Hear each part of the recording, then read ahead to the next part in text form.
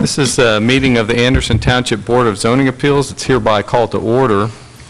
The board was established pursuant to Section 519.13 of the Ohio Revised Code by the Anderson Township trustees to provide administrative relief to any person or entity adversely affected by the Anderson Township zoning resolution. Will the secretary please call the roll? Brian Miller. Here. Steve Haber. Here. Fred Hayes. Here. Rick Overschmidt. Here. Okay. Thank you for coming to this meeting of the Anderson Township Board of Zoning Appeals. Please be aware that this meeting is audio and videotaped and may be carried live on television. And first, outline of the procedures. A summary of the appeal is presented by staff. Then the appellant will present its case.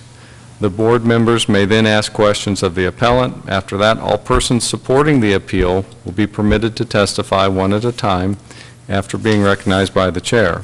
When those persons supporting the appeal are finished, those opposed to the appeal will then be permitted to testify or ask questions of the board after being recognized by the chair. All persons wishing to testify, whether for or against an appeal, may do so only after being sworn in. When testifying, each person must come forward to the podium. After being recognized, speak into the microphone, state your name, address, and affiliation to any case. And all testimony should be directed to the board. Comments or questions are not to be directed to the appellant or to anyone else in the audience. Please direct those to the board. The board would like to hear new non-repetitive evidence or questions. You may show support of previous testimony by following the testimony procedures and stating support of previous testimony. Now, will anybody, all persons who may give testimony this evening, please stand, raise your right hand, and swear or affirm. So if you're going to speak tonight, please stand up and raise your hand, even if you think you just might. There you go. Do you swear to tell the truth, the whole truth, and nothing but the truth, so help you God? Okay, thank you. Be seated. And Allison, are there any changes to the agenda tonight? None. Okay. So could we have a motion approving the agenda, please? So moved. Second. Have a motion and a second. All in favor? Aye. Any opposed? Okay, agenda is approved. And then the next thing on the agenda is we have approval of minutes from September 4th, 2014. Did anybody have any corrections to the agenda? I had submitted a couple to Allison and Betty. Mr. Hayes has submitted some corrections to Allison, which was shared with the board. I also had a few minor corrections that I shared with Allison, and they're in the revised minutes. They have all been incorporated. Okay. Does anybody else have any comment? You have a motion to approve the minutes of September 4th? So moved. Second. Second. All in favor, say aye. Aye. Any opposed? Abstain. And we have one abstention and 3 in favor, so the minutes are approved. So let's move on to the cases then. Case 8-2014 BZA submitted by Rich Capel. Allison, could you introduce that case for us? Sure. This is located at 7668 Beachmont. It is the Capels store there. It's zoned E retail. And the request before you this evening is a variance from section 320.104.108 of our zoning resolution, and it's to allow a freestanding sign to have a variable message board that exceeds 50% of the total area of the sign, as is required in that section of the zoning resolution. Here we've got a location map, this being Wolf Angle and Beachmont Avenue, and this is the property in question. You can see that it is zoned retail. Everything to the east, west, and south of the property is also zoned E retail, while property to the north is residential. It is C residential. Here we have an aerial photo of that site. The applicant is proposing to install a freestanding sign that is 18 square feet with a variable message board of 32 square feet. With a total size of 40 square feet where 50 is required or permitted under our zoning resolution. A brief history of this site: it was purchased in 2010 by the applicant. They then relocated their business from the crossings of Anderson to this location. This year, township staff met with the applicant, and additional right-of-way or right-of-entry easement was granted to the township. This does affect the location of the sign and is part of the variance request before us this evening. Also this year, we issued a zoning certificate for a freestanding sign with a total size of 49.8 square feet. And in that, the variable message board met that 50% max requirement. This is a proposed site plan showing this shared access area, which will change the location of the proposed sign further back in the parking lot. What we see in these property pictures includes the existing Valvoline sign as well as the existing Frisch's sign. These are compliant with our zoning resolution, but after granting this area as access to the township for access between these properties, the sign will then have to be placed back further into the parking lot, as shown in this drawing. Here we see a proposed elevation drawing of that proposed sign. The zoning certificate that was issued originally had a freestanding sign of 28 square feet, and then 21 square feet were the variable message sign for that. And here we're seeing just over that 50% requirement. Staff finds that this variance request is not substantial. The requested 32 square feet is not significantly larger than the 25 square feet permitted. The essential character of the neighborhood would not be substantially altered, and adjoining properties would not suffer a detriment as a result of the variance. Adjacent properties along Beachmont have variable message signs. The variance would not adversely affect the delivery of government services, and the spirit and intent behind the zoning requirement would be observed and justice done by granting the variance. The sign is proposed to be located further from Beachmont Avenue than other freestanding signs in the area, and will not have an adverse visual impact at the larger size. The larger size may be beneficial to drivers along Beachmont. And here we can see again those surrounding properties. Okay, thank you. Does anybody have questions for staff on this at this point? Mr. Oberschmidt? I just have one clarification. In the written report under proposed development, the second line, the proposed total size of the sign is 50, right, not 40? Yeah. Okay, so proposed total size of the sign is the same as the max permitted? Yeah. So it's only the percentage that's the variable message? That was my first question. My second question was the reason the sign, just to clarify again, the reason the sign is set back more from Beachmont than other signs along there is because they have voluntarily participated in the cross-access? Yes. Thank you. By granting that to us, in order to meet the 10 feet from the edge of the right-of-way requirement, it will be set further into the parking lot than a lot of the other signs that you see in that area. Thank you.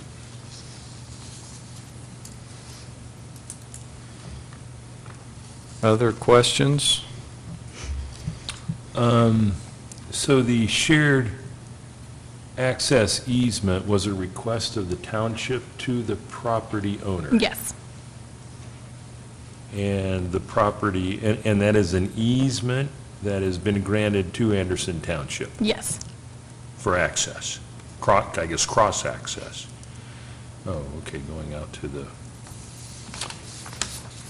So the easement's already in place there? Yes, as we can see in these property photos, it has been restriped in that area. I'm sorry, Allison, go back if you would to that. Okay, so that hatched area was the total area of easement that was then requested by the Yes. township and granted by those property owners? Yes. Okay. I see. Mm-hmm. And that's for traffic access, ingress, egress, because of the proximity of, what is that, Nagel? Wolfangle. Wolfangle, thank you. Okay.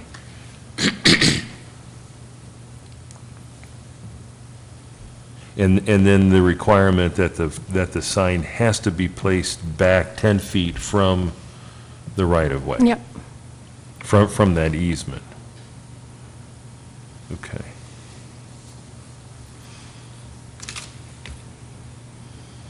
Any other questions for staff?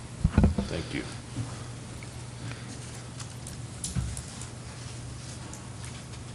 So just to recap, they're allowed a 50-square-foot sign.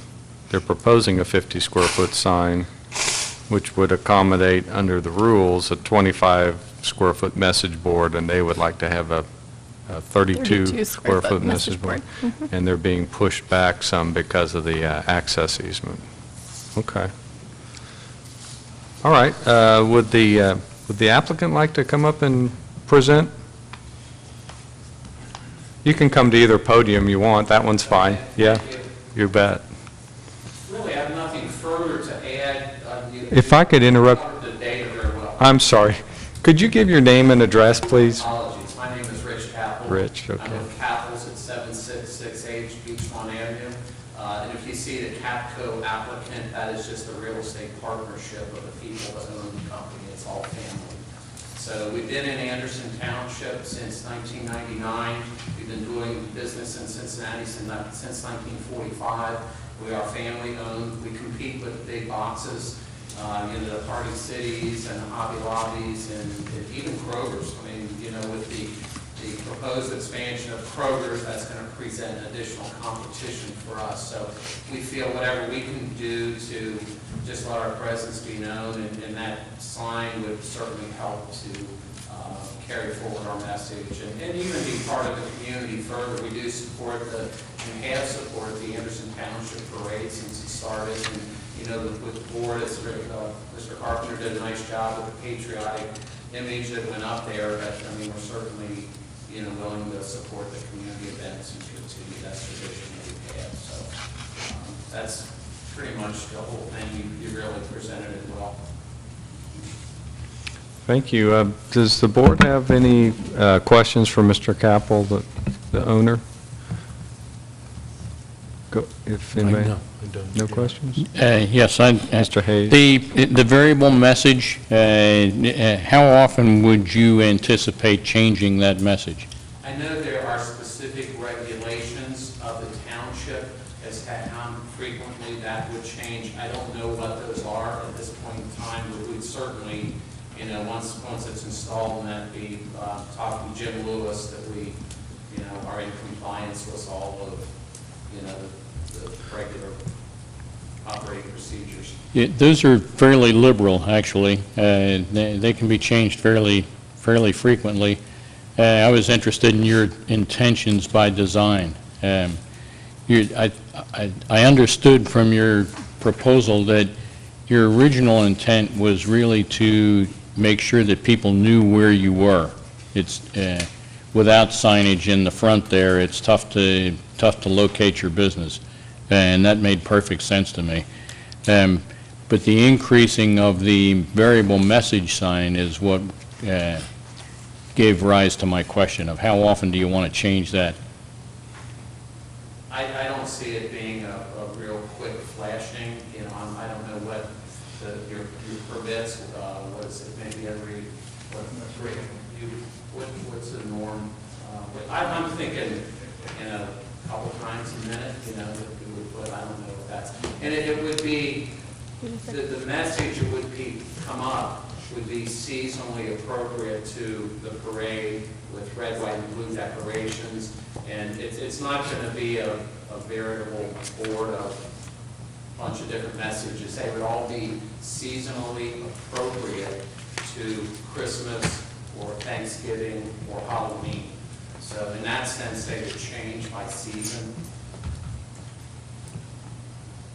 And stay at least 30 seconds before changing. Okay, thank you. Any other questions? Any other questions for Mr. Capel? Yeah, I do have one. Yes, Mr. Hayes. Sir, given the testimony by staff says that a zoning certificate was issued in August for a freestanding sign size 49.8 square feet with a variable message board meeting the 50% requirement. Can you give us some background on why that's now changed? At the time we made the original application for the sign, we had requested a variable message on the bottom that was 4 foot by 8 foot. And then when we found out, and I was not aware of those specific requirements at the time I made the application. We learned that after the application went in, and I guess it was Mr. Lewis said that was oversized. And at the time, to be in compliance, we can downsize that message board to 3 foot tall by 8 feet, which brought us in compliance with your regulations. And at the time, that's when I learned that we could apply for a variance to go to the 4 foot by 8 foot. So we did complete the application process with the 3 foot by 8 foot so that Mr. Carpenter could begin the process of the engineering and, you know, the necessary paperwork that had to be done. That can be changed. I mean, the variable message, it's just a unit that's purchased that would be 3 foot by 8 foot or a 4 foot by 8 foot. So that makes sense. Well, let me restate what I heard, so I make sure I understand. You originally came in with a 4 by 8. That was our original. You were denied. Correct. You then continued your application with a modification of a 3 by 8 so that you could get your engineering started, and you knew you then had a concept which was approved through the township, and then knowing that you wanted to come to this board and pursue the appeal process. That is correct. Okay, all right.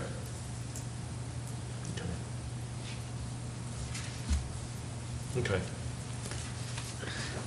Any other questions for the applicant, Mr. Capel? Okay, all right, thank you very much. Thank you, Joe. Is there another person who'd like to speak in favor of this application? Yes, sir, please come up and introduce yourself. I'm Bob Carpenter, the contractor for Mr. Capel, and I came along tonight in case you had any technical questions, which you're Okay. starting to get into. What's your address? My address is 9437 Harrison, Cleveland, Ohio. Okay. 002, I'm sorry. That's okay. And like the answer about the permitting and so forth, we applied, as Mr. Lewis told us, we could have 50 square feet, but it had to be a certain percentage of ratio between the ID sign and the message center. And so we downsized the message center and kept 50 square feet, and it was 49.8. So that I could get all the permitting and engineering done, because those would be the same for either way. And so that way we wouldn't be starting tomorrow for the permitting process. I have all that in hand. I have all the steel made. I have everything done except the sign. So you have everything fabricated? I have the steelwork. Steelwork's the same for 50-foot sign regardless. Okay. And it's going to remain the same number of square feet, just a different configuration ratio. And So with whatever materials you have or have prepared or have fabricated can go back to the original that you were given, plus can easily be modified or substitute for a revised design. basically, what I have is the pole and the base. Okay, And they stay the same for 50 square feet. right, It's 50 square feet. okay. And when you were asking about the intervals of the message centers changing and so forth, it's recommended that they range anywhere, but never less than 3 seconds. So Mr. Capel is way beyond that. 3 seconds is still not a detriment as far as the visual effect and so forth, and the effectiveness of the board without it being a distraction. It just avoids the Indian fireworks look, or your casino look and so forth, because that's not the intention. His business is more seasonally effective than probably any of my customers, because he has something for every season. So that's when his sign changes primarily in its message. Is there more questions from the board?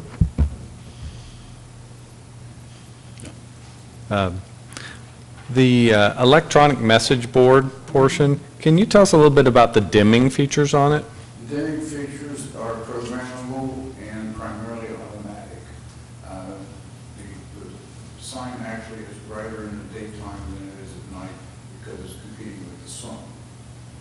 But that is all controlled through the photocell process, and it's all electronically handled automatically by computer in the sign. So, yeah, if you had them in the same brightness at night, they would dazzle you. Yes.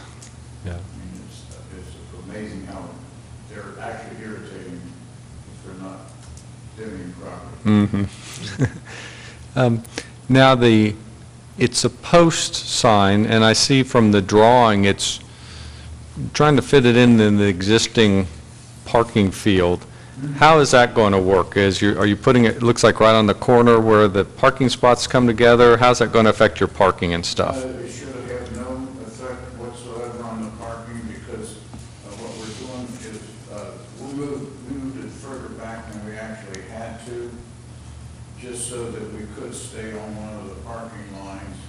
And I will have a baluster in front and behind the standing about so high in the same concrete base that'll keep cars and so forth from bumping into it and creating a problem there. But like this, the pole is virtually the same thickness as the stripe. Oh, I see. Okay. So there should be no problem, but we're going to put some high-vis paint on them so they do see. That makes sense. Okay, thank you very much. Any more questions? Mr. Oberschmidt? I have one other, and I don't know if Mr. Carpenter can answer it or not. Is the intent to run these lights 24/7 or just during business hours? They typically do unless there's an ordinance against it.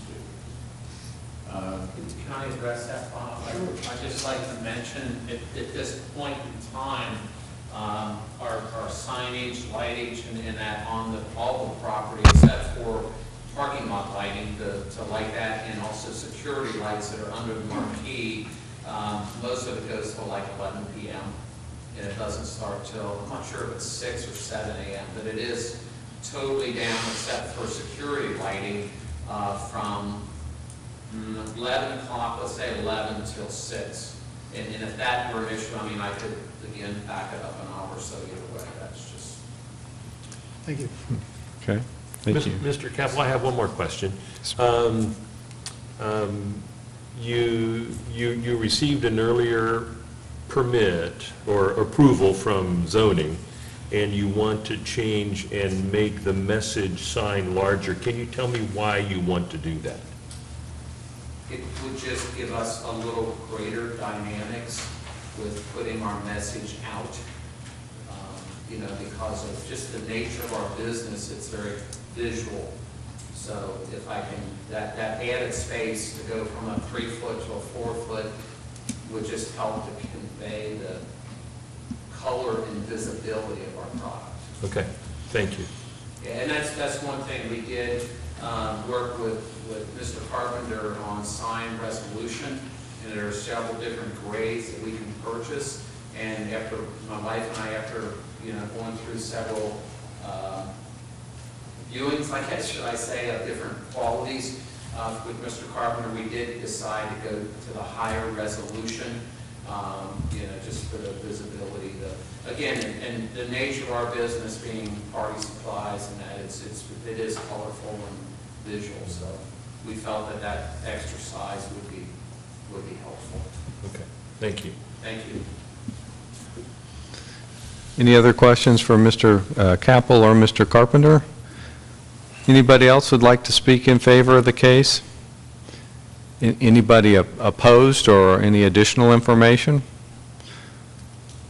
Okay, why don't we go ahead and close the public hearing of this case. And what we do procedurally is we'll go to the next case now, and we'll accept input on that. And then after we hear 2 cases, then we go into deliberation. And We'll take a straw vote later this evening, so you're welcome to stay if you wish.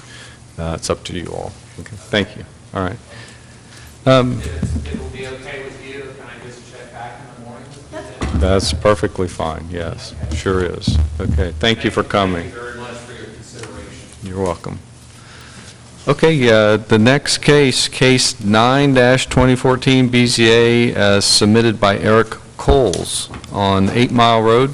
Allison? This property is zoned AA Residence, and there are several variances being requested tonight, Section 64, 64.1, and 171.17A of our zoning resolution, allowing the property to be subdivided, and then the newly created lot would not meet the minimum size or frontage requirements for that district. And in turn, that the proposed home on that site would not be able to meet the minimum setback requirements because of that minimum size. We've got a location map here, and as you can see, the subject property is a little oddly shaped for us, and it does extend into Claremont County. I've got this location map showing you here 8 Mile. This is a separate property that the applicant also owns where the driveway is.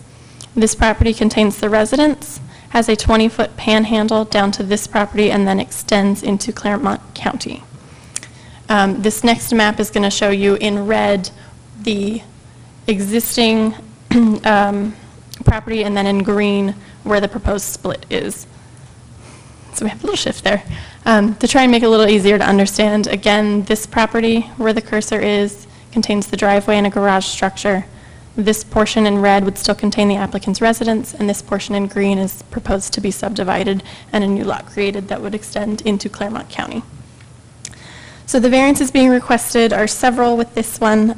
This newly created green property does not quite meet our AA size of 1 acre. It is 0.72 acres. The remaining red property would then not have street frontage on a street within the township. Again, the applicant does own this adjacent property that has frontage on 8 Mile. And then, due to the 0.72 acre size, the setbacks for the proposed home are a bit different there. So the applicant is proposing to separate this 0.72 acre portion of the property, which straddles that Claremont County line. And then it's connected by the larger portion of the property by the 20-foot panhandle. So the applicant has identified that this 0.72 acres does not serve the larger majority of the property. Since the two areas are so far separated, it's about a quarter-mile distance between the two properties. So he wishes to separate this portion and sell it for a single-family home to be constructed. We've got an aerial photo of the existing driveway, existing home, and then it does extend to the next page to reach all the way over to the blue line, which is the Claremont County line, and then the portion of property that the applicant is proposing to subdivide. We have been in contact with Union Township staff, and they have reviewed this application as well, since it does involve property within their jurisdiction. They have no concerns with the portion of the property being subdivided and keeping a portion of it in Anderson Township and a portion in Claremont County. And then if the proposed home location were to shift from its current proposed location within Anderson Township into the Claremont County portion, some variances may be required there, but at this time, the application is for the home to be within the township.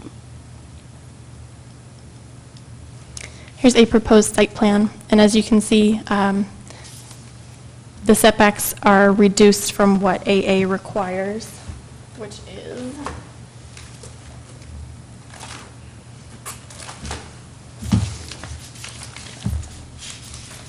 a front of 50 feet, side of 25, and rear of 60. And as you can see, the most reduced area would be that rear yard. What were those again, Allison, please? Front is 50. 50 feet front? 50, yep. And that's to the right of way. right hand? To the right of way, yeah, and front Okay. in this is to our east. And then the rear is? The rear required is 60, and that's 60? this to the northwest. Okay, And then sides are 25, and that's to the north and south. 25, okay. And here we can see that proposed site plan along with the portion of property proposed to be in Claremont County as well as that county line.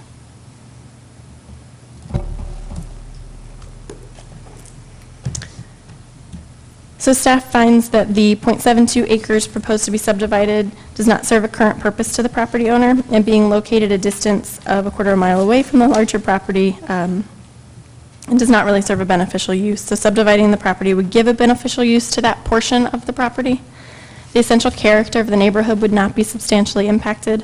While the property is surrounded by several other large tracts of land, the property is also in close proximity to the CUP area of Ivy Trails, and the proposed size of .72 acres is comparable to what's within that neighborhood, and the setbacks are about the same as that area as well. Lots within Ivy Trails are between a ½ acre and 3/4 of an acre, and these homes have setbacks similar to what the applicant is proposing. The variance should not adversely affect the delivery of government services. A condition should be placed on the decision that a letter from Claremont County should be submitted regarding sewer for this property. But other than that, any government services, fire, water, sewer, all that should be fine. It certainly wouldn't be the first piece of land that we have that straddles the county line, so we're familiar with that. And then finally, the property owner's predicament cannot be feasibly obviated through some method other than a variance. The .72 acre portion of the property serves no other purpose to the owner and cannot be separated in another way due to the location of that 20-foot panhandle.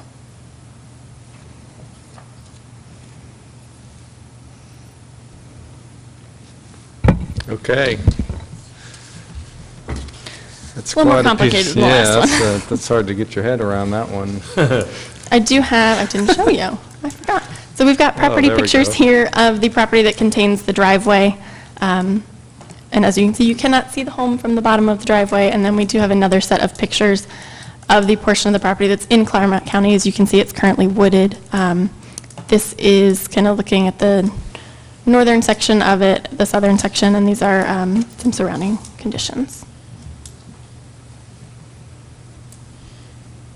Okay. Who's got, is there some questions for staff on this? Mr. Oberschmidt? I'm sure. The Union Township, your write-up says Union Township has no concerns with the property in Anderson Township being subdivided and kept with the portion of the property in Claremont County for a total of 72 acres. So would that mean a restriction placed on the property that the Anderson Township parcel cannot be conveyed separately from the Union Township parcel? It wouldn't be able to without further variances. So really, our conversations with Claremont County have been, obviously, this property has existed as the overall 7 acres and .72 acres. So just kind of the general idea of there being a new driveway and home and new property to serve with utilities. Okay, and then my second question is what's shown on the one drawing is the Coles easement. Is that proposed to, right now, the cut-up is going to remove the panhandle portion of the Coles current lot? Is that correct? No, that panhandle portion would still be there. But the continuation of that panhandle to Dameron. That's a question for the applicant. If it remained as property tied to this portion, it would not need a variance for frontage. It would still have frontage there on Dameron. If it's supposed to be conveyed as an easement and not owned by this property, then it would require the variance. And the .72 acres assumes that the panhandle of the main lot to Dameron is cut off? If that would be with this, without including this portion of the easement in this area.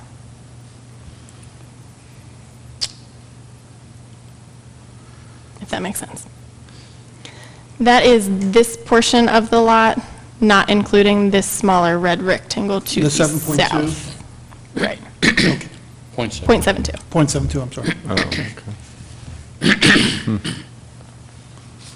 And it does meet the side yard requirement and the front yard requirement? Yes. Only the back? It's really yard that we're talking rear that is tighter. about. Okay. So there's an easement through this new parcel. It's shown as an easement here, but the applicant may want to keep it in the ownership with the original property. Okay. Okay. Got it. And then that would negate the need for a variance for for frontage. frontage. Oh. So at that point, it would just be the size of the .72 acres and the setback. So in our package, there's Exhibit B1. Do you have that on the screen, by chance? Which one? Exhibit B1, which is like the auditor's plat kind of a drawing. I do not have that one scanned in there.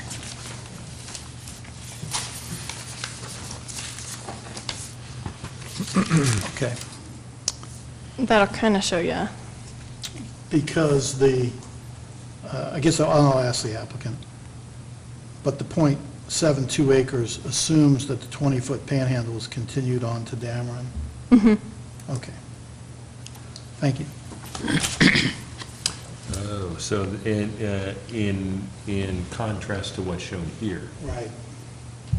So that would be with this red line continued all the way. So if that red line, if that 20-foot wide panhandle continued then over to the street on the right, then the leftover portion of green is still .72? Yeah, that's the .72.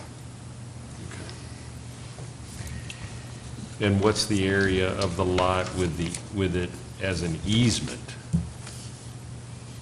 Don't know that.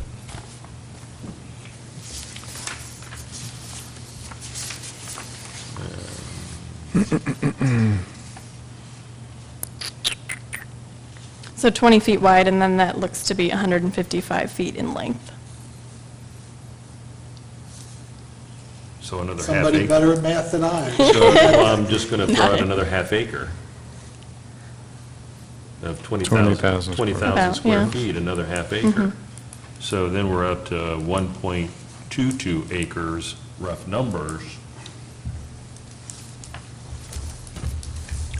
With no frontage. With no frontage, right. Okay. With no frontage, right. So the .72 is just the part in Hamilton County? That includes Hamilton and Claremont County. Okay, so then you take the 155 times 20 and then the 262 times 20 as well, would you not? Is that 260? Yeah, that's 262. Right. If we're, Oh, for Okay, both like properties? there. Yeah, For both segments? yeah, Yeah. Well, that could be, so it could be even more. Okay. that's another acre there.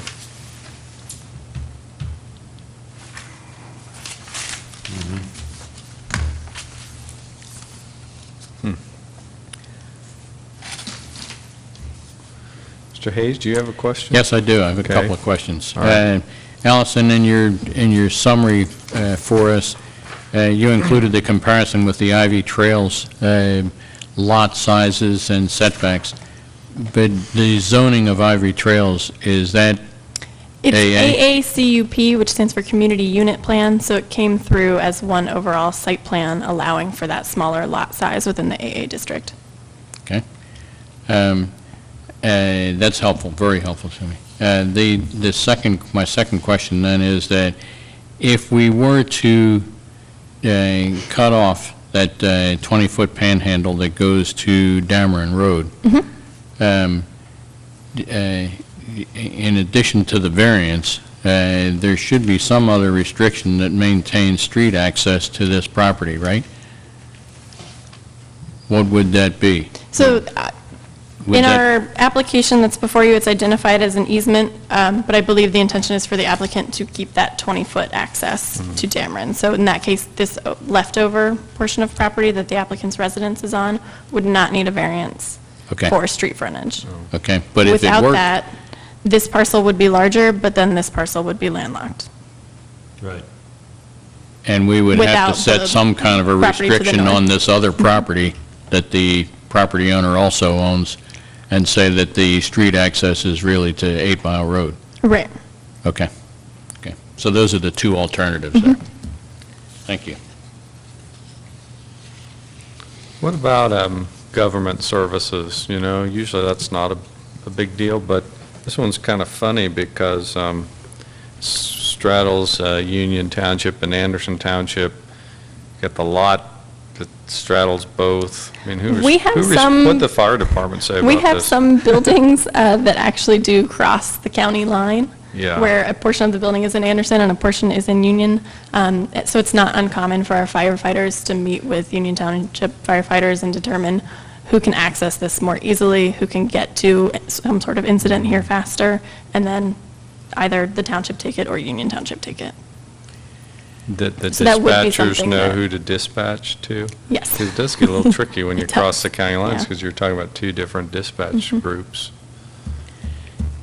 But that is fairly common.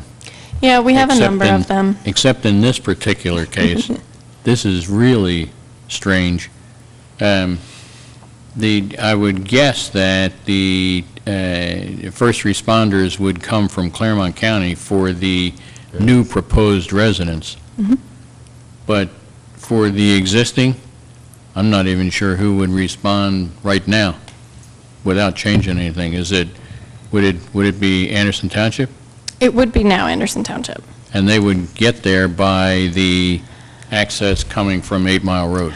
I don't know, because that's fairly twisty, and I don't know that a full aerial truck could get up there if needed. Mr. Coles will give us some, he'll give us some background on that, I Yeah. bet, in just a minute. Fun puzzle. Any more Very questions for staff right now? We're questioned out, okay. Would the applicant like to come forward?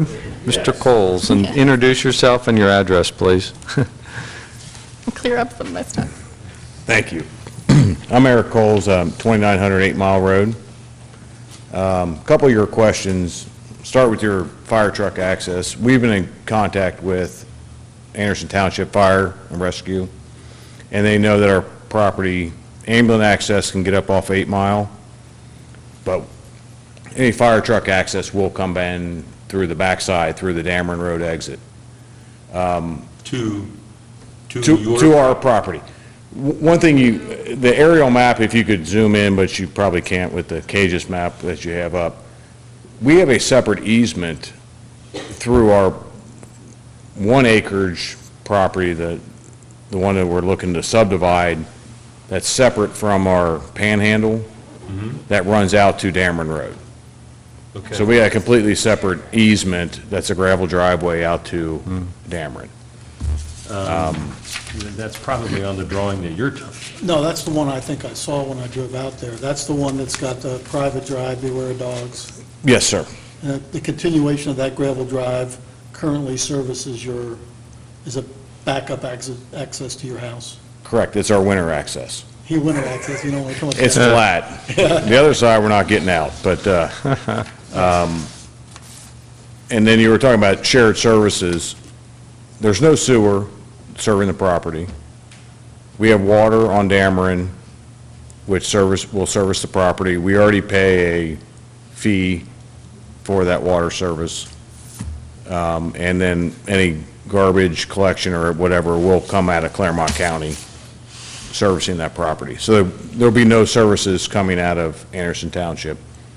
If the purchaser, which I know they're not because they're 25 and not married, have children, bus service already services Dameron to come in the backside of Ivy Trail area. So there's no additional government services required for the property.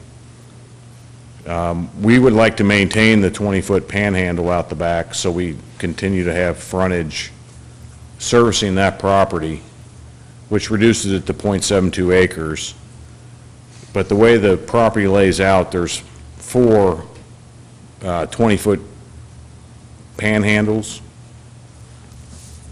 that can't be developed. So everybody has the same piece that runs, that can't be developed, so we end up with 100 feet on the other side of the house that is undevelopable property, and the driveway is the last 20 feet that services all 4 residents that come off the Dameron Road exit. Can you indicate to us where that driveway is in relation to those 4 stacked easements? Is it closer to the house? Is it further away from the house? Oh, there it is. See it down there? I'm sorry. It's further away. Well, no, it's going through the, It's further away from the house than than my 20-foot The piece. difference, so we don't get confused, the 20-foot panhandle for frontage purposes is the one that's close to the house, right? Yes, Your easement for access purposes is the Is- one further to the south? Yes. that is correct. Okay, thank you.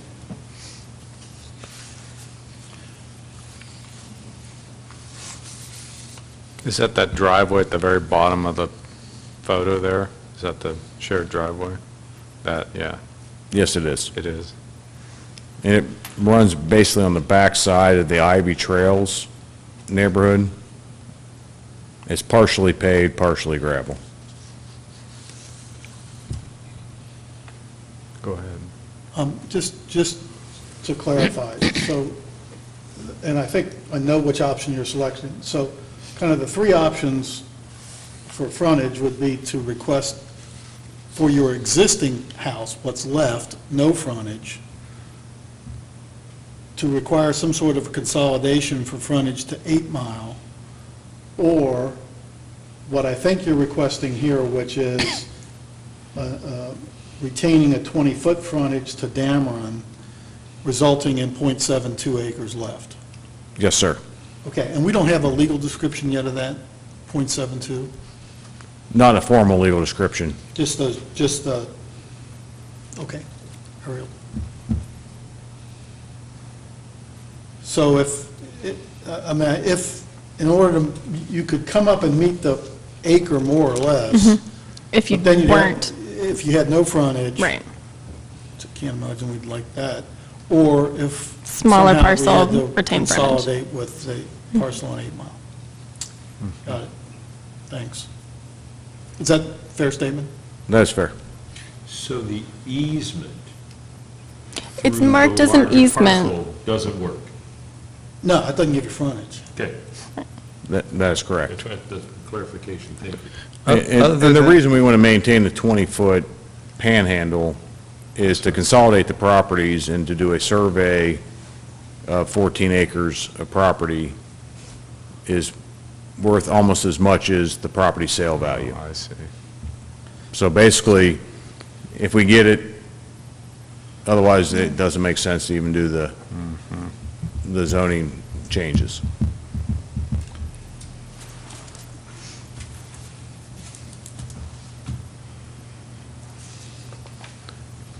And of course, as a practical matter, you'd never use the frontage for anything. No, I have two separate access Separate. points to the property. There's no reason to, for any of us ever to use the 20-foot. It's what we in the business Panhandles. call technical frontage. Yes. And we like exactly. it in case of, if you have an easement rather than actual frontage and the property sells and it's cleaner. Oh, yeah, it's, Just in Thank you. case. Any other questions for Mr. Coles? Okay, thank you. Thank Might you. have another question or two later. All right, would anybody else like to speak in favor of the application? That's okay. Does anybody have a question? Please come up and, come on up here, and if you could give us your name and address, that over there is just fine. Claudia Brunetti, and I live at 2913 8 Mile, right across the street. And I didn't catch your name, I'm sorry. Claudia Brunetti. Brunetti, okay. So, I've never met you because we're kind of spread out out there, but, so you're only going to have the one driveway that now exists on 8 Mile? Ac- No, you will still act- maintain back access. Okay, but you're not changing anything on the 8 Mile. You mentioned two houses, so there's not going to be two driveways with it. No, ma'am. Okay, just the one driveway that exists. On 8 Mile, right. Okay, that was all I had. Did anybody have a question for Ms. Brunetti? No, okay. Good. So And I one, just wanted the to- existing driveway is going to stay, Yeah. basically. So then to clarify for you all, the variances are just from section 64 and 64.1. The 171.17A was that frontage, but with it being still owned by the applicant rather than an easement, that would not apply. So what are we, besides the section, what exactly is the variances for then? Lot size is And at 60. setback. Yeah. And setback for the proposed For the home. proposed home. Mhm.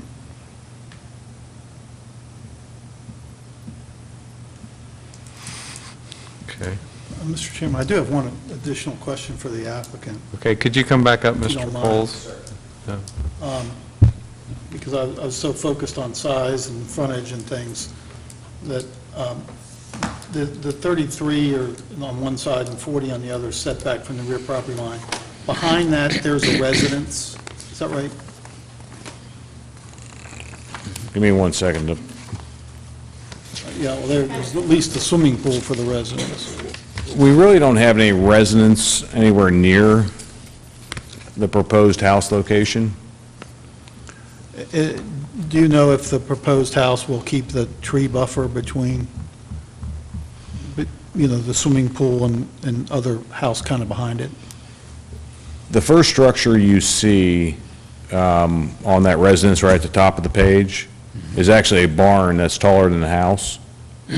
So that residence can't even see the property from their house. The property that's actually in Claremont County, can you go back to the previous picture, Allison? The structure you see in Claremont County is actually a barn in their Right. backyard, and their house is about 250 feet to 300 feet the other way. I was looking at the. what looks Yeah, like up at the pool top, Anderson. the pool, the resident that is going to keep as many trees as possible on the property. And I don't know that neighbor because they live a half mile away. But we have not heard any response from her as far as any concerns with the property.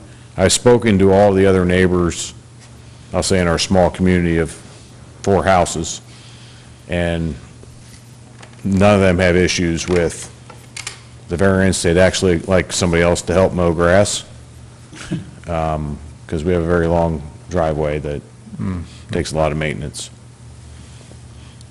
So the new house, they're going to access it off that shared drive as well?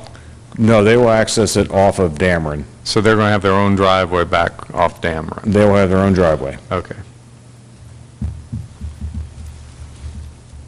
Okay, any other questions for the applicant? Not for the applicant. Nope. Okay, thanks. Anybody else like to speak against, for questions? Okay. All right, we'll go ahead and close the public hearing on case 9. Did you ask for opposition? I thought I did. Okay, thank you. My bad. That's okay. So we'll go ahead and close the case, public input portion of 9-2014 BZA. And let's jump back to 8-2014 BZA, and we can begin deliberation on that case. So that was from Capples, asking for a variance for the size of the variable message board. So would somebody have any thoughts on that? I think in view of the unusual situation where they voluntarily granted an easement to improve much-needed cross-access along Beachmont Avenue, moved them back from Beachmont and gives them a reason for a larger message sign than otherwise. And as he pointed out, the seasonal nature of their business would lead to the need for perhaps a larger message center than otherwise. That was just my feel on it. Okay. Yeah, I agree with your sentiments there, and I just wanted to clarify with Allison that the granting of the easement was not with any financial incentive from the township, so this is really a trade-off of the good citizen work that they have done. This is something that we could do to offset that. That's good. And it is also, I'm worried about setting a precedent along Beachmont Avenue with a bunch of these flashing signs. But this sets a precedent only where there was a reason for the larger sign being further set back because of the granting of the easement for it. So I'm in favor of granting this variance. Okay. I appreciate the testimony that was just had, because I'm looking at, and that's why I asked the applicant why they were increasing the area of the sign, and you know, his response was so he could see it better. And I think we're here to look at hardships where strict application of the zoning code is actually going to create a hardship on the applicant. Frankly, I was struggling with the notion that what is the hardship here. I mean, certainly the sign's out in front of their building, it's out in front of the Frisch's, it's out in front of the Valvoline building, and certainly isn't going to be detrimental to, you know, setting it back to where it is isn't going to be detrimental to visualizing it. I do support the granting the variance based on what was just talked about, which is for no financial consideration. We don't necessarily have to say that, but because the owner gave a parcel, a portion of the parcel in easement over to the township, that as a basis for granting a variance, I can go with that.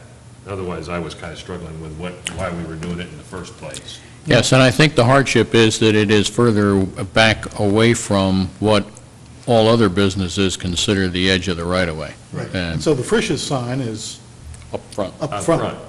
So these guys have to sit back from Frisch's, back from Valvoline because of the access easement. Right. Good. Is there any more discussion or comments on the case? Does somebody like to make a motion on I this? do have one other comment on the Yes. case. I wonder if the board will think it's appropriate to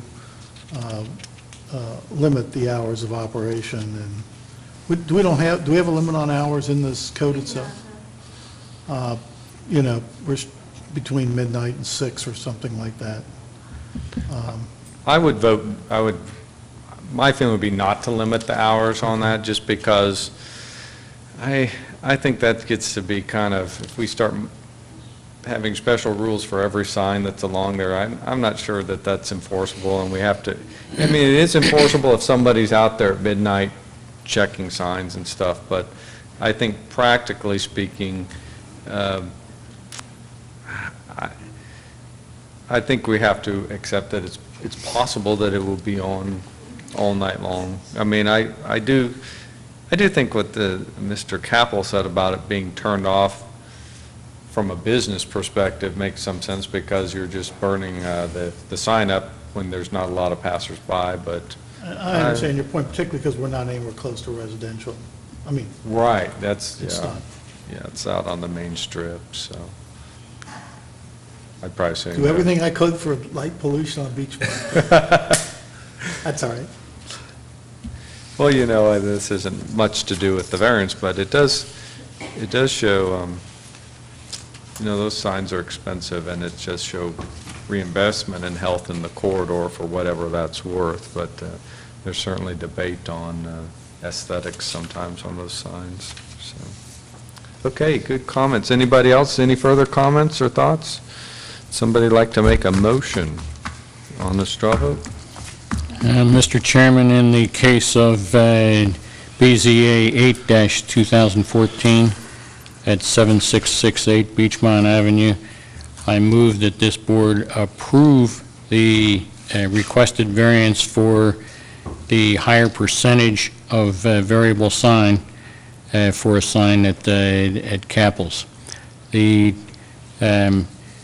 in support of granting this this variance, I offer the fact that they have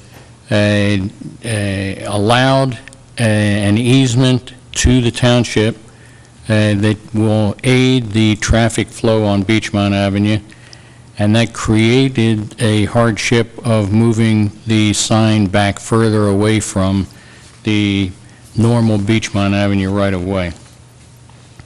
In addition, the property in question will yield a reasonable return. The variance is not substantial when you weigh the combination of the distance back away from Beachmont Avenue and the size of the sign. The essential character of the neighborhood would not be substantially altered. The variance would not adversely affect the delivery of governmental services. The property owner's predicament cannot be feasibly obviated through some other method other than this variance, and the spirit and intent behind the zoning requirement would be observed and substantial justice done by granting the variance.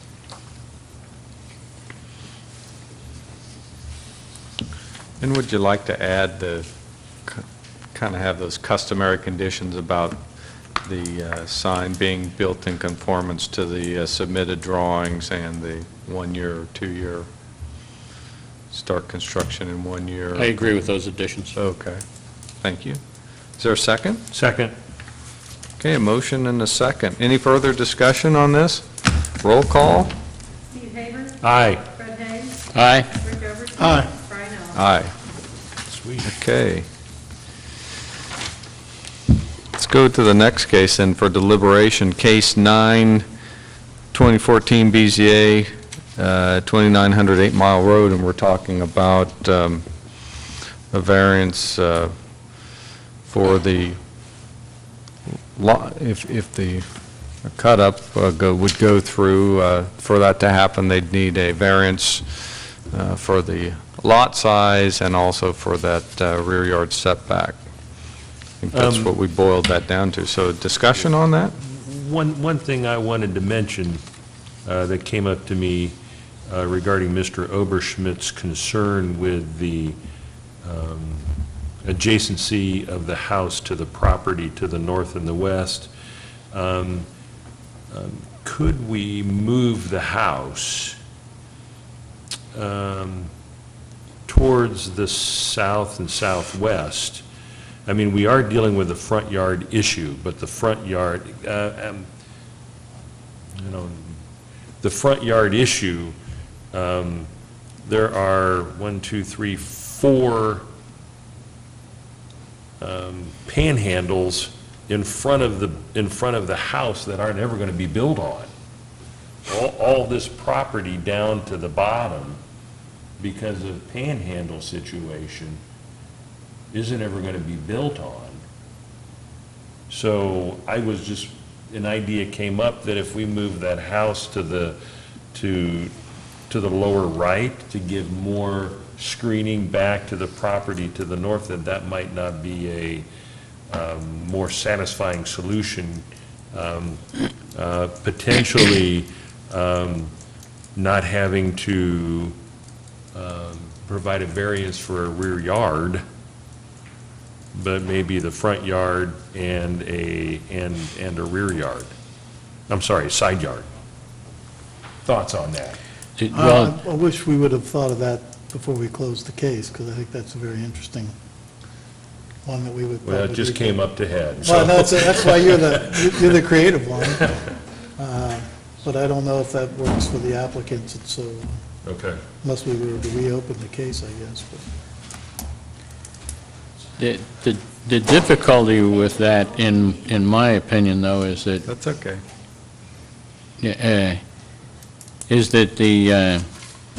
The panhandle, that's more than an easement, that's a panhandle there. We would be moving that house much closer to that panhandle, and the front yard and the side yard would be very close, probably.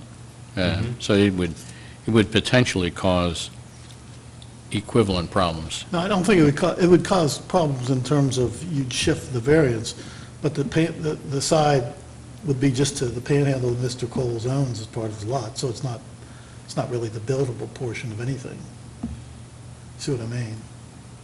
That's That's what I'm- very, yeah, you got a great comment there, but I just don't know if we're just creating more problems for the applicant than, Okay.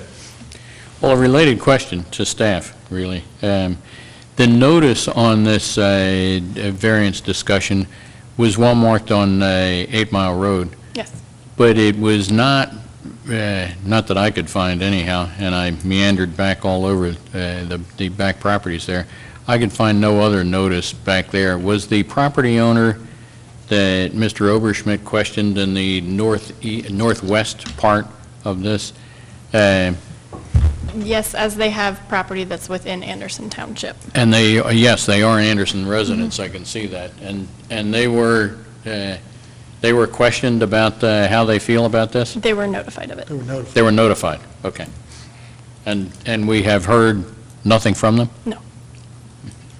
Okay.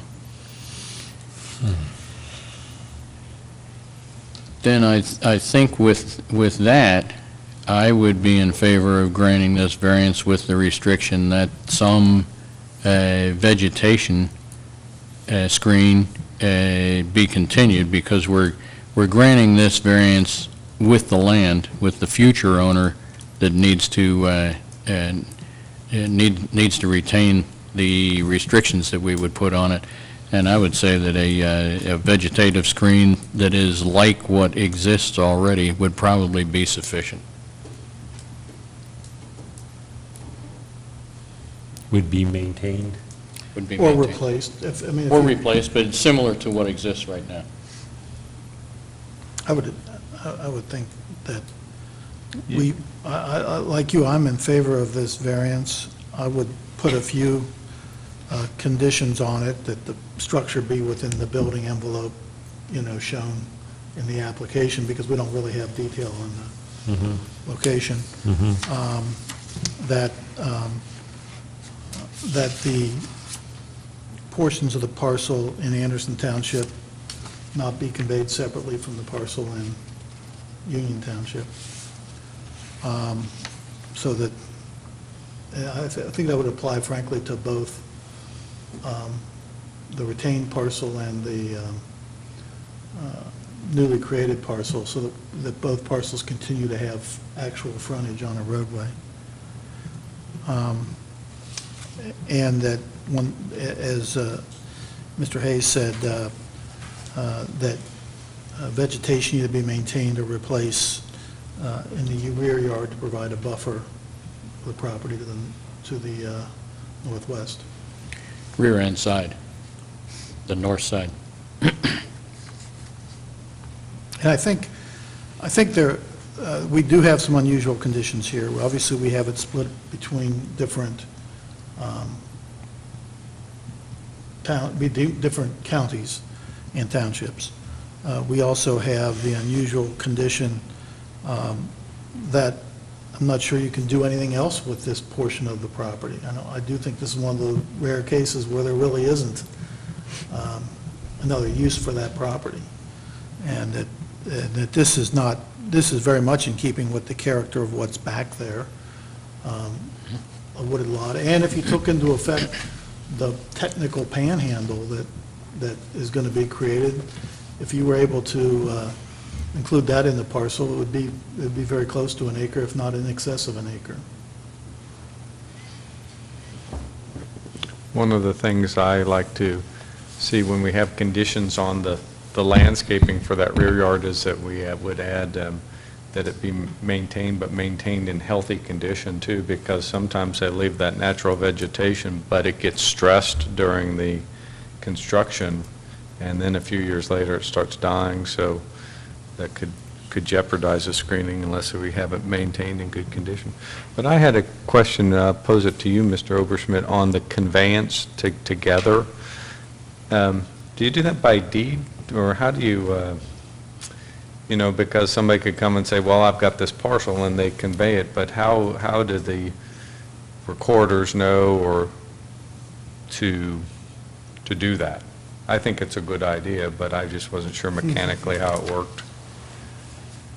Yeah, my understanding is that is by deed. For the ones that are, exist right now across the county lines, it's a single deed that the Yeah, I think you plot could, description is across both counties. if this was in the same, county, and we were doing like a conveyance between adjoining lot owners to create a parcel, you would put what's referred to as 711011 Yeah. language in, that, just in the deed that puts people on notice, and so I think something very similar could be included, because the applicant will have to create a deed, whether it's to a trustee or to himself or whatever, to create this new lot.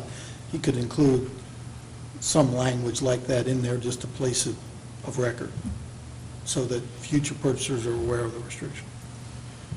Is that something the staff should maybe look at before it's recorded, or? I think so. It is, yeah. When we Okay. get lot splits or 7-Eleven transfers in Hamilton County that are within Anderson Township, they do have to come through the zoning department and have our signature on them before they Okay, can be recorded. There we go. Okay, thanks. That's good to know. Any other discussion on that? Somebody want to try for a motion on this one? Well, one other item here is we need to be clear that the 20-foot panhandle lot is retained. We talked about the different possibilities in the discussion. Right. And we just need to be clear in this, that 20-foot panhandle to Dameron Road continues for the existing property. Then I'm ready for some expert to make the motion. I will try to make a motion. Okay. It might take a little work. All right. I move that we approve the requested variance with respect to lot size and rear yard setback in case number 9, 2014 BZA. And I'll get into the reasons in a minute, but the conditions would be the submission of a legal description that shows the .72 acres to be included in the property subdivision, and that also then shows that 20-foot frontage for the retained property remains to Dameron, all the way to Dameron Lane. The condition is that any construction be within the building envelope shown on the drawing submitted, or the drawing submitted, I don't know if it's got submission dates on it, but, September 11th. sorry, 10, September 11. 11th. September 11th, 2014, that any construction preserve or, if required, replace and maintain in healthy condition the vegetation to provide a screen to the northwest portion of the lot. And I believe that these are appropriate because the variance is not substantial. It is only the rear yard setback at this point. And the acreage variation is not substantial because of the need to preserve a technical panhandle. That this property does not have a beneficial use unless it can be made into a viable building site. The essential character of the neighborhood is not substantially altered. There are many panhandle and unusual lots in this section, and this is still a significantly sized lot, 3/4 of an acre in an area that a PUD's or CUP has been approved for smaller lots, and the spirit and intent behind the zoning requirement is observed and substantial justice done by granting the variance. Is there a second to the motion? Second. Motion and second. Any other discussion? I think we should add in there, if you will, the fact that it would not adversely affect the delivery of government services. We had a lot of testimony about the governmental services. That's good. Okay, so we've added that as a reason as well. supporting the variance. So could we have a roll call, please? Haver, Aye. Fred Hayes, Aye. Rick Oversmith. Aye. Brian Ellis. Aye. Okay. So what we'll do, congratulations, and what we'll do is, are we going to try and do a resolution tonight on this? Okay. So you don't need to stay, you're welcome to, but what we'll try and do is put together a formal resolution, then you can talk to Allison tomorrow, and she'll get you moving on it. Restrictions? Good deal. Monday. She gets a day off once in a while. Thank you. Thank you. Okay. Oh, Before I she's going to forget, class. I've got to take a picture of all of you for Steve. We're doing our annual plea for citizen volunteers and Anderson Insights, and Steve wants some pictures of our current volunteers. Okay. Really should have You worn should that. have, you should have taken a picture of me when I got on this committee and I was thin, had hair, and it was blonde, and today when I'm not. I did look it up, 2001. 2001? Oh, man. Really?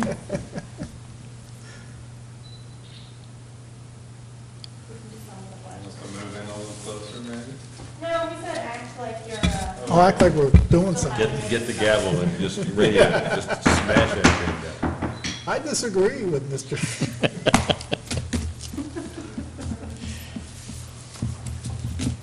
This is actually my first time taking pictures of faces instead of when we normally have events and we have boards set up with masks on them, and we have all these volunteers and citizens looking at the masks. So I get a lot of pictures with the masks.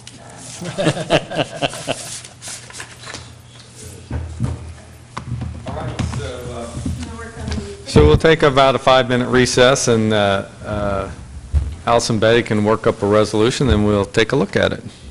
We'll be in recess. We've also got have that Gary's previous. review of the other. Oh, I'm sorry, yes, and we have the resolution from last month. Did review it for me since he was the one that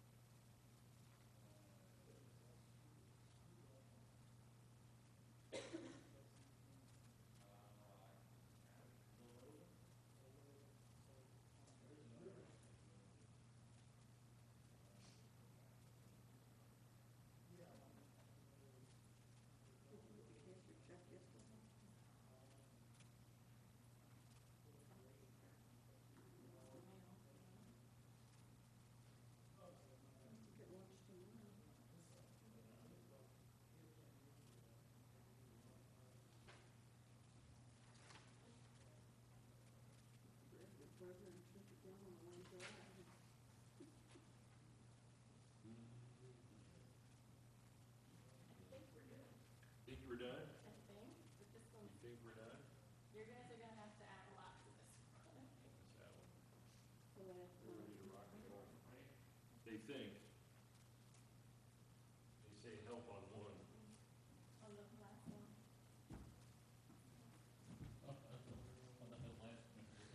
We all need help. Okay, we'll go back into session now and take a look at the draft resolution for 9/2014 BZA. Sorry, is it 8/2014 BZA?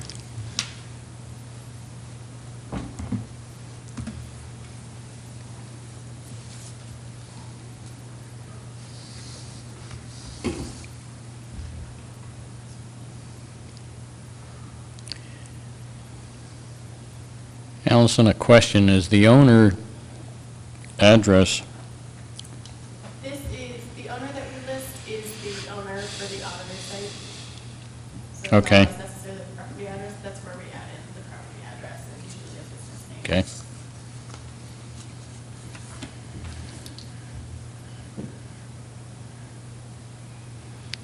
Is that 1, 2, 3, fourth line, to allow an accessory, I'm not following that sentence. To allow a freestanding sign, okay.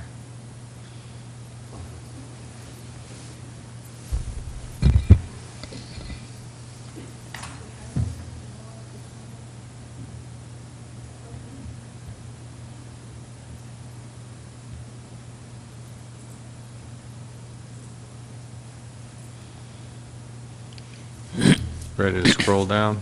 Yep. Okay.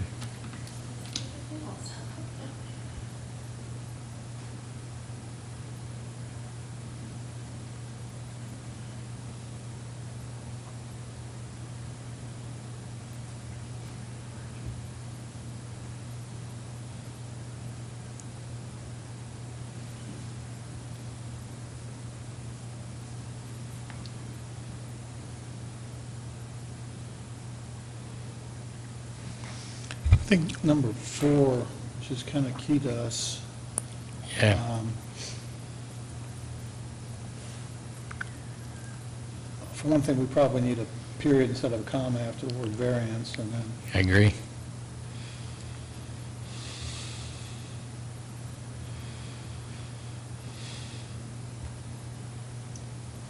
And I think that the last sentence that says the larger size of the sign probably ought to go up in that same discussion right there after Beachmont Avenue.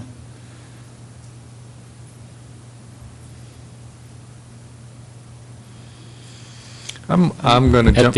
At the end of number 4. Oh, okay, there it is, yep. Did you get got it? And then we got greater misspelled on distance from Beachmont. You're thinking of ice cream. You know, on number 1, was it just a blanket that the 32 square feet's not significantly larger, or is that in relation to that it's an additional setback and therefore it's not significant? Well, I was similarly challenged by that, because I don't think we really talked about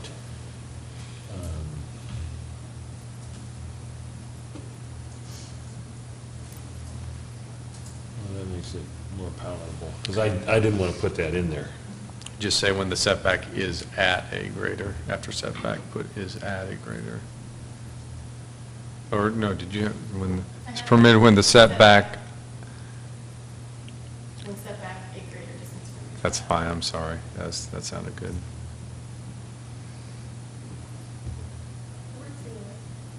Oh, I think that's 2 words, set back, not setback. In this case. Yeah. Where's Mr.? That's a good catch, Mr. Johnson. Yeah, that's what, Yeah. that would think, well, somebody's got to stand in for him, I mean. Nicely done.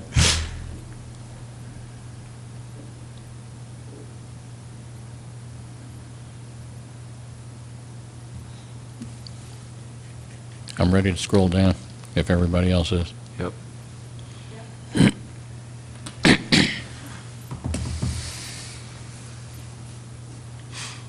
Okay.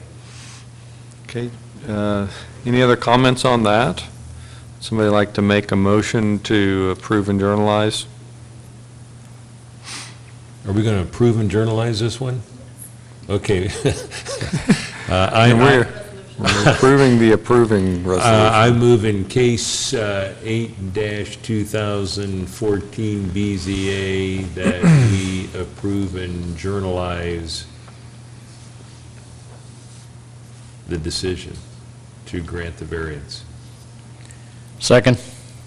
Motion second, further discussion? Roll call? Steve Baker, Aye. Fred Davis, Aye. Rick Obertman. Aye. Brian Ellis. Aye. So this one, I think I'm going to need some extra help when we get into the recent. This is where we earn our great pay. Okay. Let's see here.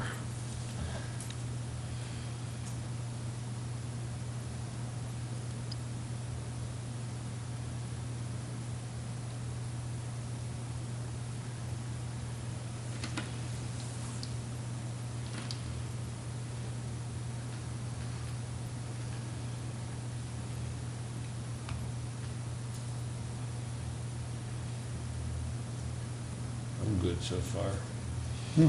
Scroll, would you? Okay, here we go.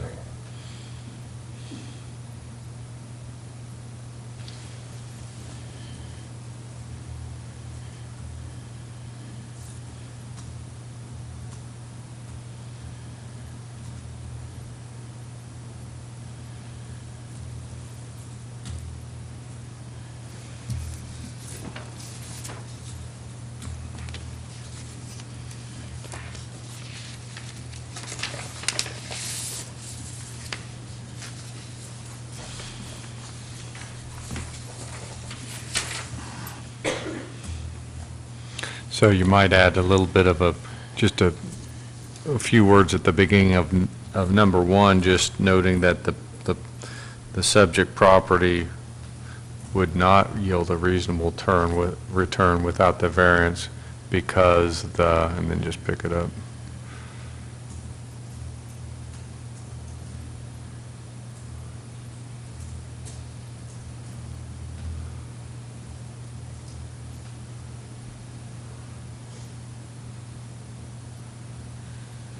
And I think we've got that, Is that all the way at the end? you might want to delete that at the end, the 7. Oh, I'm sorry. No, I mean, I think it's just said twice. Oh, okay. So the very last sentence there, Allison. Go down to the end of this paragraph, take out that last sentence there. There you go.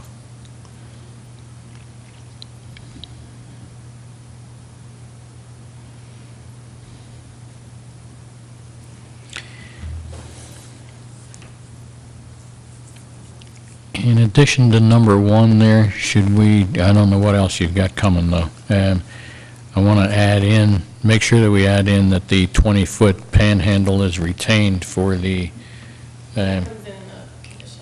it's later, okay? I'll be patient.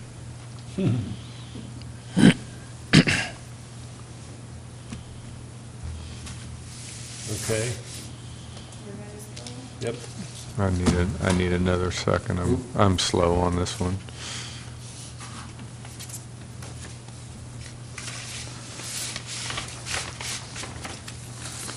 You know, on 1, I don't know if we should say substantial conformance with the plans, because they really didn't give us plans. I think what it is that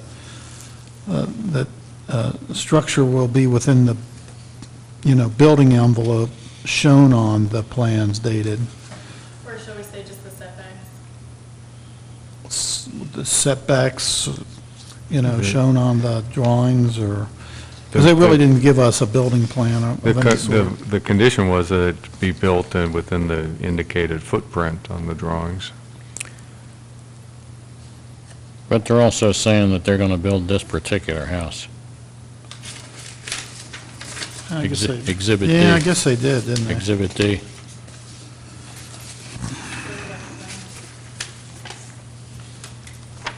Well, it doesn't matter.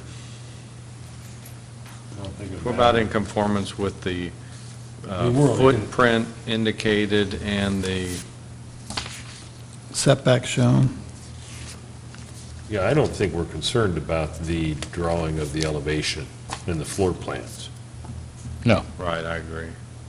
So I think the modification of the footprint and the setbacks is what we're talking about.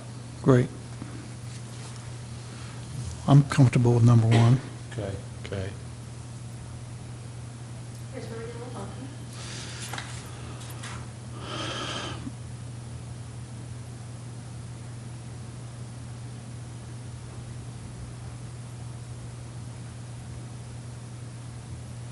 And the wording on number 2, Allison, says that that's recorded. That new plat is recorded. Is that correct? Yes, they would have to have the new .72 acre plat and legal description recorded, as well as that 20-foot portion recorded with their existing property before we would issue anything there. Okay. I think that's good. Just after Panhandle, 20-foot Panhandle to Dameron Lane, just help somebody look at it. And then let's be a little more assertive on the to be retained, which shall be retained.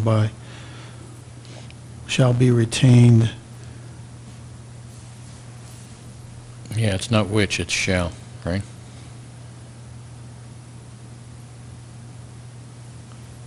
I think you need, You need the width. Which shall be retained by the current owner. Maybe I'll play around a little bit more. On the beginning of the second line, after property, put a comma. And then after After current owner. owner, put a comma. Does that make a little more sense? Yeah, now that reads better. Yeah. Do you want that submitted to staff and reviewed before he records it? It's got to come to us before he records it. It's gonna come to you anyway. And it should be recorded before we issue zoning certificate. Gotcha. So we don't have two houses on one. So you're going to, you get a look at it in the process, okay. How about submitted to and approved by staff? I don't want them to say, well, I sent them something. So then do we need a paragraph after that saying that the deed shall be properly annotated to show that the parcels in Anderson and Union Township must be sold together?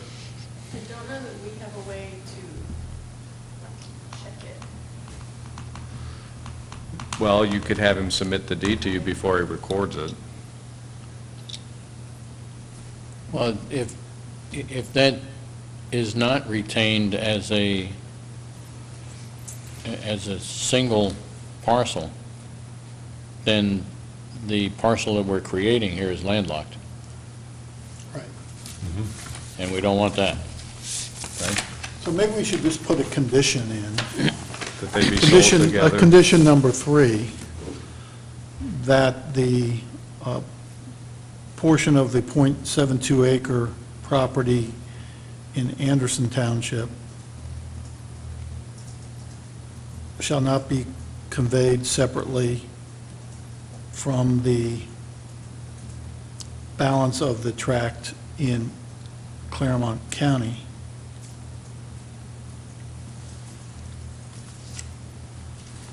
And then maybe number 4 would be the 20-foot panhandle to Dameron Lane in Claremont County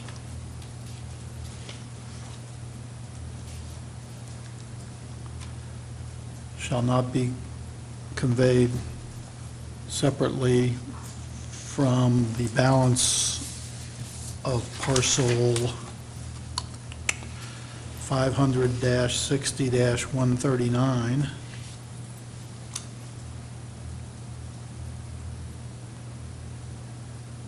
You said 139? Yep, in Anderson Township. And then it's kind of up to you, if you're not comfortable policing that by saying that those restrictions will be reflected in deeds of record. Fine, because in order for them to split them and sell it separately, it would have to come back to us as a lot split first anyway, so it's a nice reminder. Okay.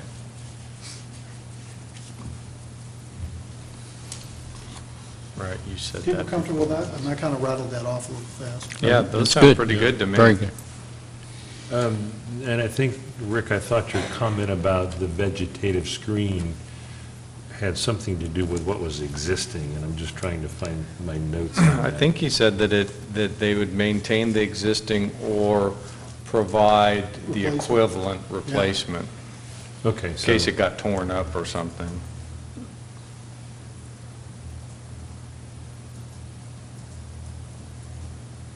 Yep. oh, sweet. Good. Yeah. Very good. Yep. And we're not imposing a 1- and 2-year on this thing, are we? No, I didn't have one, so I don't know what his plans are. And just to clarify that number 5, that whoever builds that new house can put a rear yard in there. I mean, we're not expecting that the trees and stuff be maintained up to the footprint of the home, right? Correct. So should we make that clear? Accounting for a reason, we can, I think we should, so that there's not a question that, somebody could say, hey, you're hey, supposed to keep all here's this. you got a tree that you cut on the other side. Yeah, well, I was just going to say, accounting for a reasonable rear lawn area or something like that.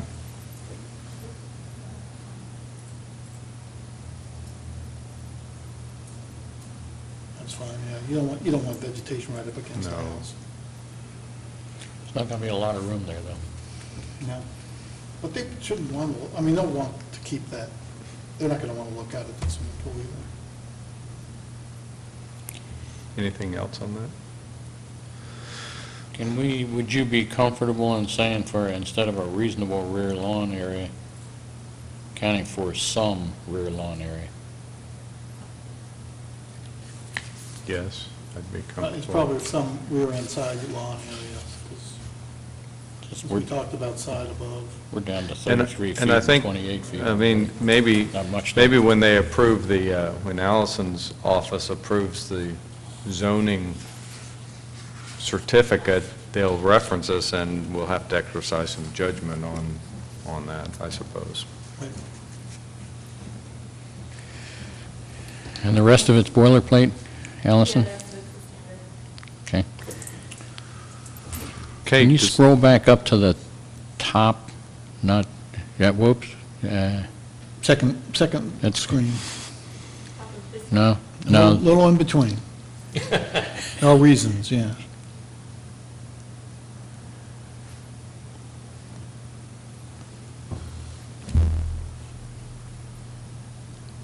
it's looking good, I think.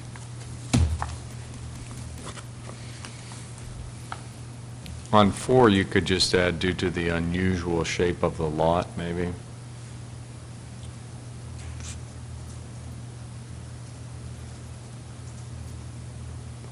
That's fine, thanks. Any other comments on that?